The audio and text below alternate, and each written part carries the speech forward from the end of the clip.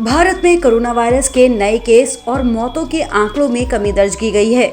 वहीं भारत में active case 17 महीनों के बाद सबसे कम हो गए हैं। केंद्रीय स्वास्थ्य मंत्रालय के अनुसार भारत में 523 दिन के बाद सबसे कम एक्टिव केस बचे हैं। फिलहाल ये 1,34,096 रह गए हैं। देश में केरल, महाराष्ट्र, तमिलनाडु, पश्चिम बंगाल, कर्नाटक और मिजोरम को छोड़कर बाकी राज्यों और केंद्र शासित प्रदेशों में सक्रिय मामले अब 5,000 की संख्या से कम हैं। केंद्रीय स्वास्थ्य मंत्रालय के ताजा आंकड़ों के अनुसार बीते 24 घंटे में 10,229 नए मामले दर्ज किए गए और इस दौरान 125 लोगों की मौत हुई। इसके अलावा इस अवधि में 11,926 लोग कोरोना वायरस से ठीक हो गए।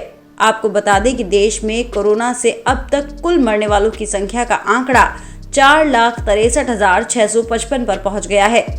भारत में रिकवरी दर 98.26% हो गई है, जो मार्च 2020 के बाद से सबसे अधिक है। वहीं भारत में कोरोना वायरस वैक्सीनेशन का कुल आंकड़ा बढ़कर 112,34,30,000 के पार पहुंच गया है। भारत में उत्तर प्रदेश एक ऐसा राज्य है जिसने सबसे ज्यादा 14 करोड़ से ज्यादा कोविड-19 वैक्सीन की डोज दे दी है। ऐसा करने वाला उत्तर प्रदेश देश का पहला राज्य है। उत्तर प्रदेश में 10.18 करोड़ से ज्यादा लोगों को कोरोना टीके की पहली डोज और 3.82 करोड़ से अधिक नागरिकों को दूसरी डोज दी जा चुकी है। वहीं देश की राजधानी दिल्ली में कोरोना वायरस से प्रभावित लोगों के लिए एक और बुरी खबर है। दिल्ली में बढ़ते प्रदूषण से जो लोग गंभीर कोविड-19 से रिकवर हुए हैं, उनके लिए मुश्किलें बढ़ सकती हैं।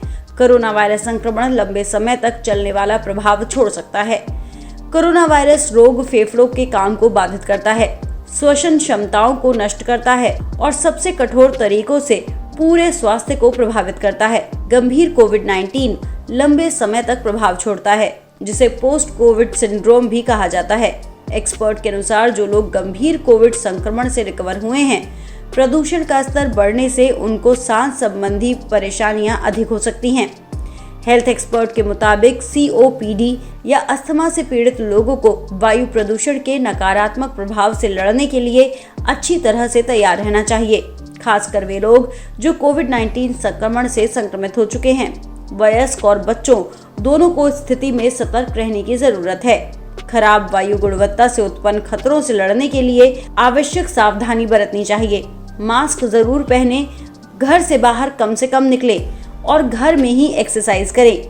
दिल्ली में बिगड़ते वायु प्रदूषण के हालात पर सुप्रीम कोर्ट में आज फिर सुनवाई हुई। दिल्ली सरकार ने अपना हलफनामा दायर किया, जिसमें कहा गया कि दिल्ली समेत NCR क्षेत्र में पूर्ण लॉकडाउन से हालात पर काबू पाए जा सकते हैं। इसमें कहा गया कि दिल्ली सरकार पूरे राज्य में लॉकडाउन लगाने को तैयार है। आपको बता दें कि इस मामले में अब बुधवार को सुनवाई होगी।